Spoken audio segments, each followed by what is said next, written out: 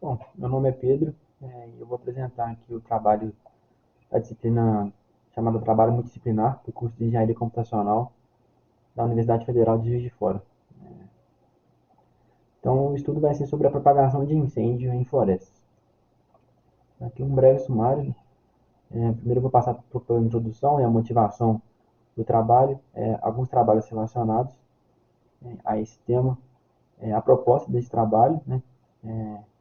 E eu vou entrar um pouquinho no método que vai ser usado, no modelo matemático, que é uma equação de reação de fusão com convecção. Depois falar um pouquinho sobre os experimentos físicos que foram feitos e fazer a modelagem matemática, né, desses experimentos com a equação aqui anteriormente citada. Depois apresentar os resultados obtidos tanto pelos experimentos físicos, tanto pela modelagem matemática, as conclusões e os possíveis trabalhos futuros. Então a ideia é estudar a propagação de queimadas em florestas, né, de incêndios, que é um tema muito recorrente. Infelizmente aconteceu aí recentemente dois incêndios muito tristes no Pantanal e na Austrália.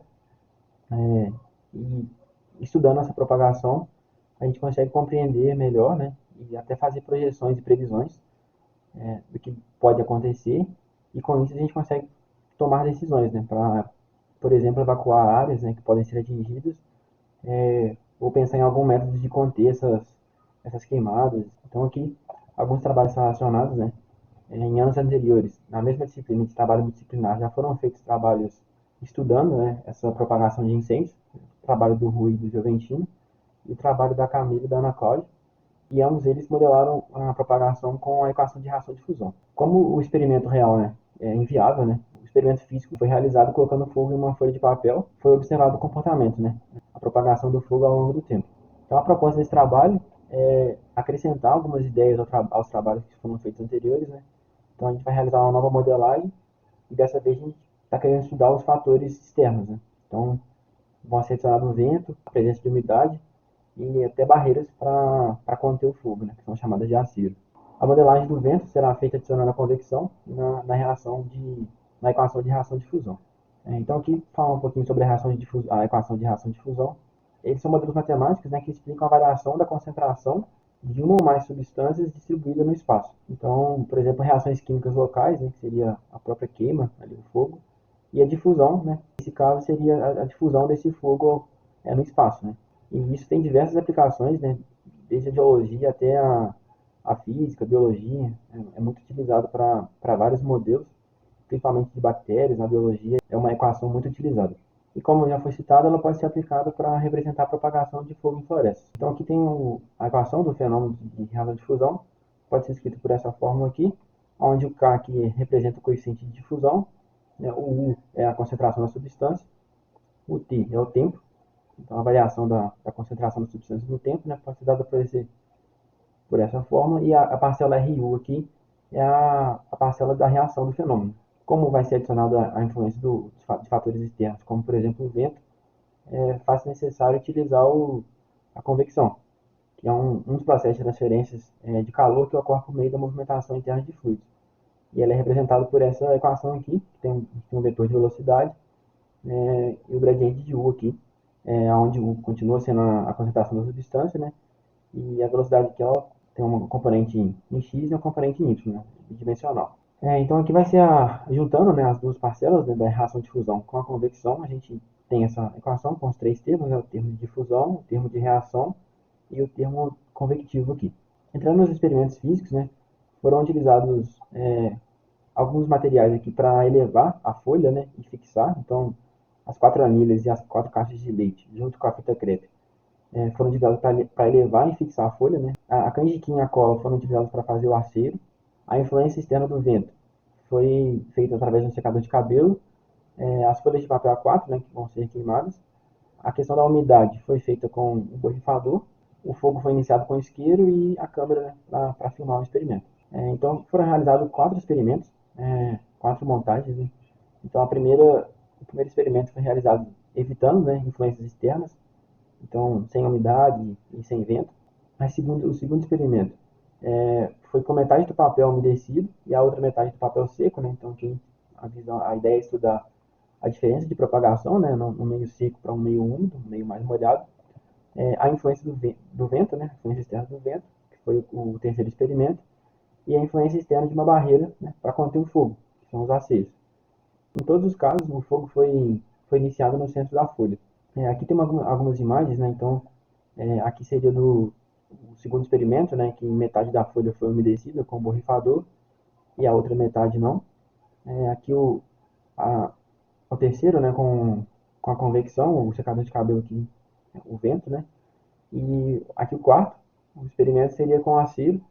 Aqui já dá para ver que funcionou bem o acero, né, ele acaba não ultrapassando, mas depois a gente vai entrar mais em detalhes nessa parte aqui.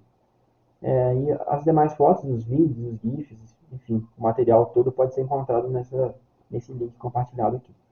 Então, os resultados dos experimentos, né, o fogo ele se propaga de forma relativamente uniforme em todos os sentidos, né, quando não tem a influência externa, que era o que o pessoal que já tinha realizado esse trabalho tinha observado também.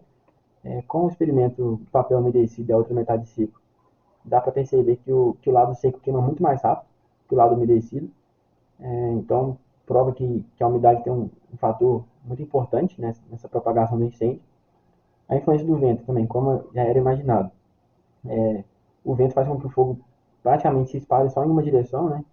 Então dá para perceber que a parte do papel que estava contra o vento ali, ela praticamente não é queimada. E aqui a influência externa da barreira para conter o fogo funcionou muito bem.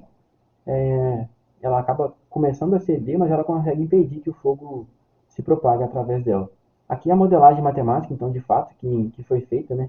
Aquela equação que já foi mostrada, aquele termo R de U lá, ele foi modelado dessa forma aqui, né? Com alfa de U, que multiplica 1 menos U, onde o alfa é a taxa de reação, né? Ele representa a velocidade em que o papel fica queimado, o K aqui, a taxa de difusão, e o V aqui é a velocidade, né? Como já tinha sido citado. Foi utilizada a condição de contorno de Neumann, que é o fluxo nulo no contorno, né? Então o U' é igual a zero.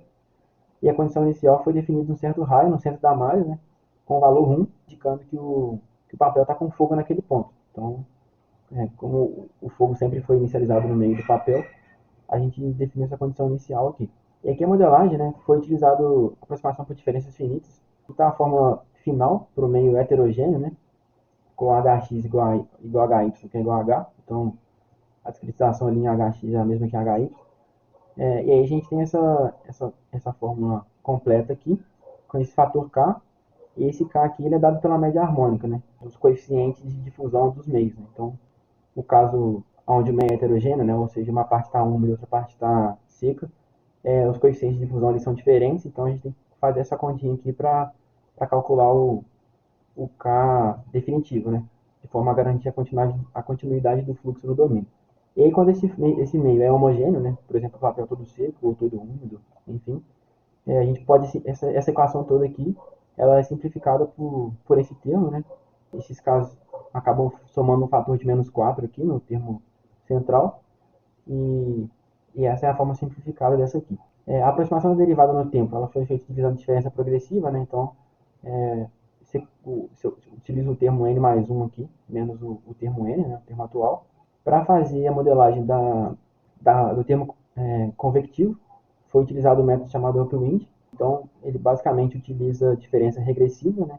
Se o Vx for maior que zero, aqui, né? O i e o i menos 1, e diferença progressiva se a velocidade for menor que zero.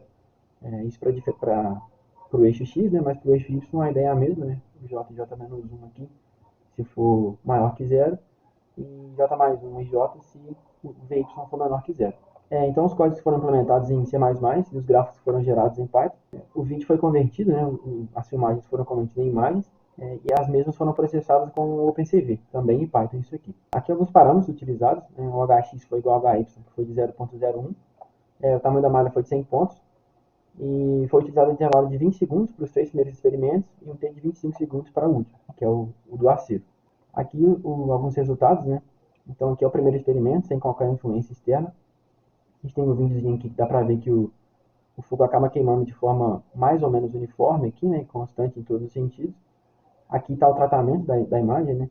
Acaba que a chama, por ser da cor do papel, acaba se confundindo em alguns pontos com o próprio papel. E aqui está o modelo, né, que foi feito. Basicamente mostra que o fogo realmente queima de forma relativamente uniforme aqui e constante. Aqui está o segundo experimento, né, que é do meio heterogêneo. Então a metade do papel aqui está umedecido e a outra metade do papel está seco, né. Então aqui pelo vídeo dá para a gente ver que a parte de baixo, que é a parte que está úmida, ela demora muito mais a ser queimada, né. Então até parece que tem algum tipo de vento aqui, né, mas é só o coeficiente de difusividade mesmo que muda. Então a parte de cima aqui é muito mais rápido. Aqui está as imagens tratadas, né, o vídeo tratado, e aqui está aquele modelo com o K variando, né, o modelo com meio heterogêneo. Então dá para ver que a parte de cima queima muito mais rápido, né, que a parte de baixo, mas a parte de baixo ainda queima também. Aqui, com a influência externa do vento, então com o uso do secador de cabelo a gente conseguiu fazer o vento. Dá para ver aqui pelo vídeo que ele fica um formato bem característico aqui, né? Praticamente não é queimada a parte de baixo do papel. Aqui está o tratamento desse vídeo, né? Na figura do meio.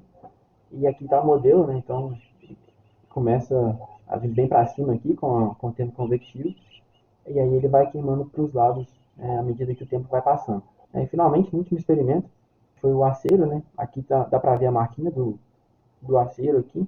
Acabou que a parte lateral a câmera não chegou a enquadrar, mas está modelado aqui, né? São essas caixinhas laranjas aqui, amarelas, e dá para ver claramente que o acero foi bem satisfatório, porque ele chega a encostar aqui, né?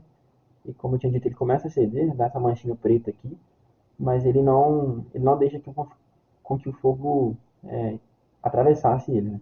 Aqui está o vídeo tratado e aqui está o modelo. Então a difusão aqui é constante, o K é constante, né?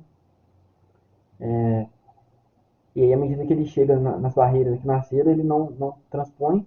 E à medida que o tempo vai passando, ele começa a transpor um pouquinho aqui embaixo. Então as conclusões do trabalho, né? O processamento dos vídeos e das imagens foi um processo bem complexo, porque a própria chama, além dela ter a cor, né, uma tonalidade clara, que é a tonalidade do papel, dificulta na hora de tratar as imagens, e a própria chama causa áreas sombreadas no resto da folha. Então, isso é bem problemático, né, em termos de tratamento, né, porque acaba manchando as extremidades da folha e o processamento de imagem pode ler isso de forma errada. Os ajustes de parâmetros foi bem desafiador, porque eles foram feitos de forma empírica, né, por tentativa e erro. Então, aqui seria um dos pontos, né, que até vai ser citado nos trabalhos futuros, né, que é realizar um melhor ajuste de parâmetros. Entretanto, os experimentos físicos, eles ocorreram como previsto, né, então, como a gente imaginava, essas influências externas como o vento, as barreiras e a umidade influenciam muito na propagação do fogo, e além disso foi possível aprender e observar na prática esses fenômenos, né, estudados de reação, difusão e convecção.